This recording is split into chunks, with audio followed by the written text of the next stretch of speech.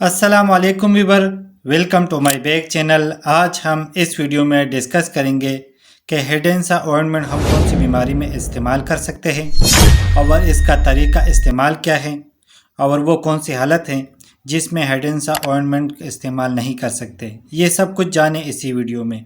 तो हिडेंसा ऑइंटमेंट एक herbal product है। अगर प्राइस के बारे में बात करें तो 360 रुपये में किसी भी फार्मेसी से आसानी मिल सकता है। अब बात करेंगे कि किन कंडीशन में हिडेंसा ऑइंटमेंट का इस्तेमाल किया जाता है। अगर पाइल्स का मसला हो यानी बवासीर का मसला हो तो ऐसी कंडीशन में हिडेंसा ऑइंटमेंट का इस्तेमाल किया जाता है। अब बात करते हैं कि बवासीर क्यों होती है।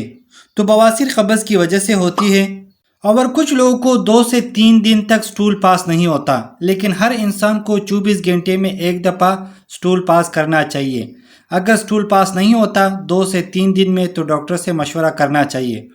और बहुत सारे मेडिसिन अवेलेबल है जैसा कि डुपालिक वगैरह, और डुपालिक सिर्फ इस्तेमाल करने के बाद इंशाअल्लाह कब्ज़ का मसला ख़त्म हो जाएगा। लेकिन अगर बवासीर है तो उसका इलाज करना पड़ेगा। और बवासीर 2 तरह की होती है, एक है खूनी बवासीर और दूसरा है खुश्क बवासीर। यानी एक बवासीर में खून आता है और एक में नहीं आता। इसको बादी बवासीर भी कहते हैं। और इसका सिंपल प्रिवेंट है।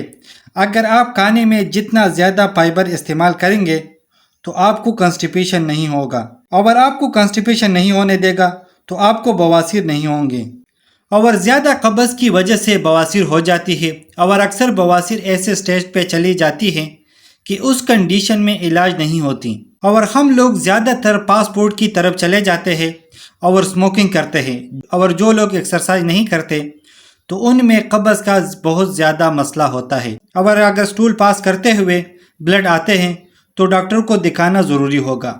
और अगर खूनी बवासीर हो तो ऐसी कंडीशन में आप हिडेंसा ऑइंटमेंट का इस्तेमाल कर सकते हैं। और इसके अलावा एनल इचिंग हो, इस कंडीशन में पहानी की जगह पर ड्राइनेस हो जाती है, तो ऐसी कंडीशन में हिडेंसा ऑइंटमेंट का इस्तेमाल किया जाता है।